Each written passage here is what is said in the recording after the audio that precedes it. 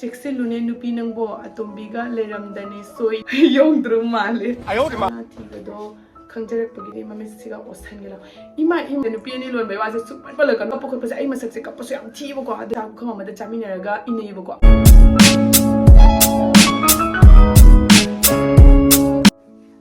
Hello everyone, I am Pktaba I channel da taram nokjari adom yam ngasi gi video sidi Q&A video oina puraga la e haidi Q&A video se ai momang dagi dum toge na leraga yam da nokning ba haidi ngasi gi video siga aina paraga meyam da tahan ba da su meyam na ta ba da nungai ga da ba comment na ta oi doine haidi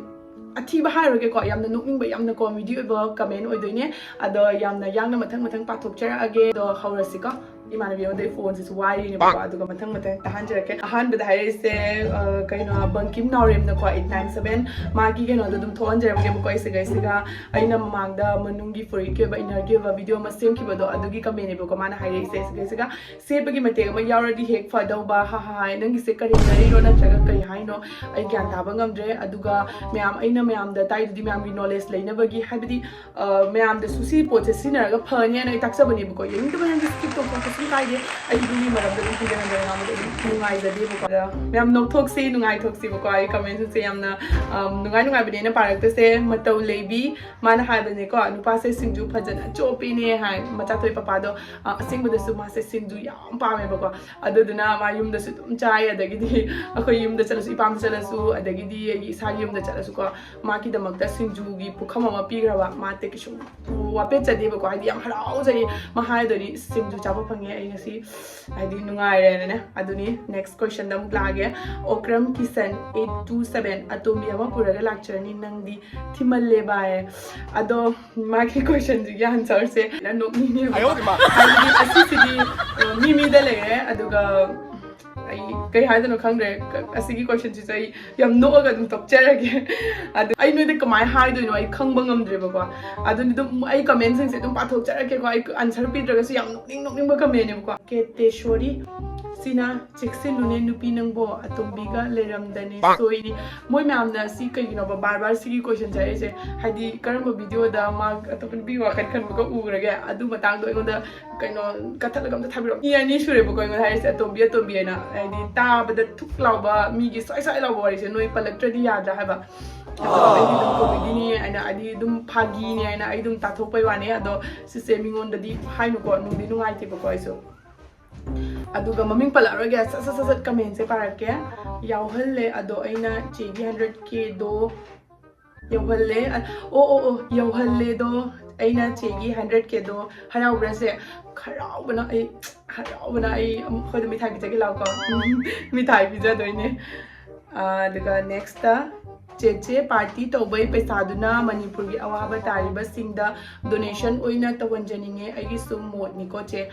ado ai ahan makta daina hajaningi se manipur gi chinau sing adagi di dum group chat oiba kai da ai adum donation do tawi ba ko haidi ni mina hara pa kudinga ai gi lejadra ga so ai gi alaiba khara do ai donation tawe ado aina videos khudi makta di hai ki de habidi du wahido hara ga kai gana ni ko ai di nu su nungai jade ba ko mingon da aina du tawre ai ikai su phawe isana ai ngamjaba dum khara tang hapjabani na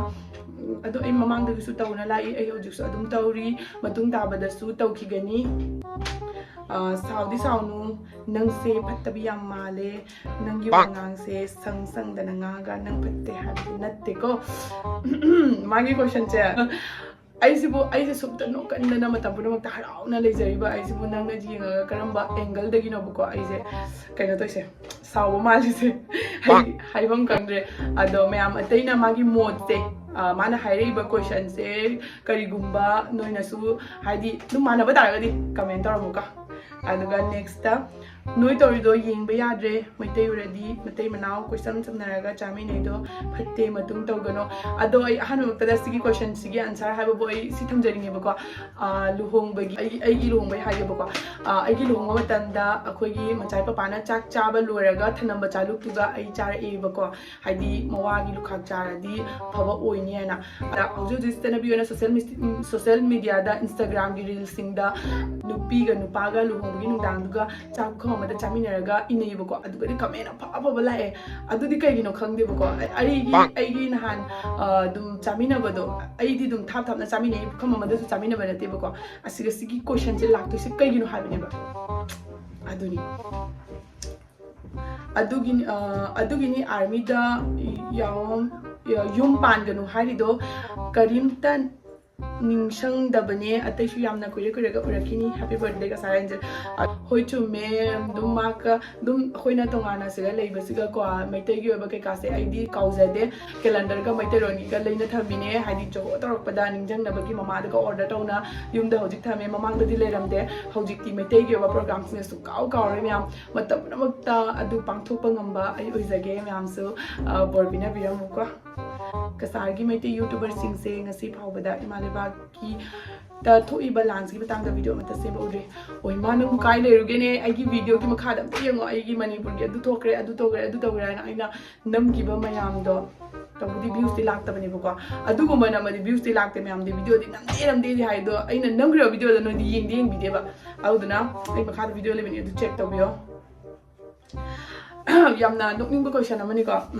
ki ya sakta siga ikar ba su khangde ayo de ma ai kum har answer se ko nang sakta do di yamna o si kanano asi parage asi makada me am comment period ko asi makada ai site to anjarong ge si senga ado mana hai se jengon du pise masak pudi phajai ko aingon de su hena phajaba male my profile ta mesiga ado nang masak phajai aingon de su hena phajai ai yaye ba ko kasum kai de aduga aingon da ai kai ba khangde ha bisidi harakano haibadi ai ikai ba khangde ba thaba ta tawjade ai me am gi damak ta afaba nokning na ba kari taraga kamai taraga me am da magi wakhan je nunga han ba ai cham no pa pamjai thaina dagi su dum harau ba nokning base ai yam pamjai ba ko kapo khot pa ai masak se kapo so yam thi ba ko adura no ga phajabado adu nice ba da no tra no so mi khuzara sai adu no pa da ni tawise nang nupa se kok chakre ani lon ge nupi ani lon zani ai nu ma na prank kha ga taw ba siga ro no ina hekta nupi ni ba lai se nupi ani lon bai wa se supan ba la kan ko matung de gi ne ma asigi kaino noi asigi video asigi comment sigi di pale ko matung de sigi comment su pipira kanu ai yang thi na saw do ni ai pan ba da ba da sawning ni do ai hoji no aga saw ga masak thi ai na noksana na lei be wa ni ba ko ada si comment kesana ga nu ying ning de ai kana da kesana ga ga ai hoi ai nu pa da di kesana ram ba ya ai no di kesana di yum to banati nasana thi ga do khangjarak pagini mami siga osangela ima magi kami sidi dai ko si ai answer pira raga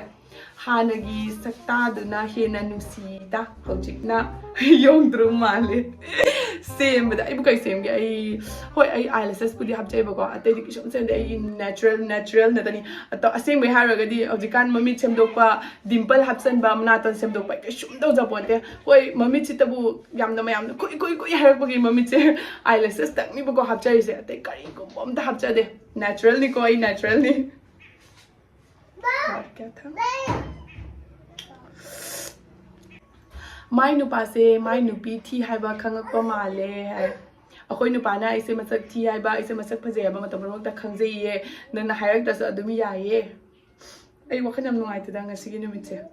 maitegi asengba ishor imoinuna taunade hai mayangi laidi thwa yauna latpa ui adugi natebu ko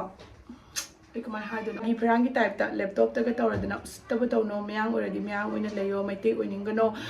Adumuk nang hire even nang do meang lam just has a neighbor, my team or a gamma team at Adumaina, I did con tabado, the home neighbor, my young at Dubalam just has a tea called the Tanabadiba.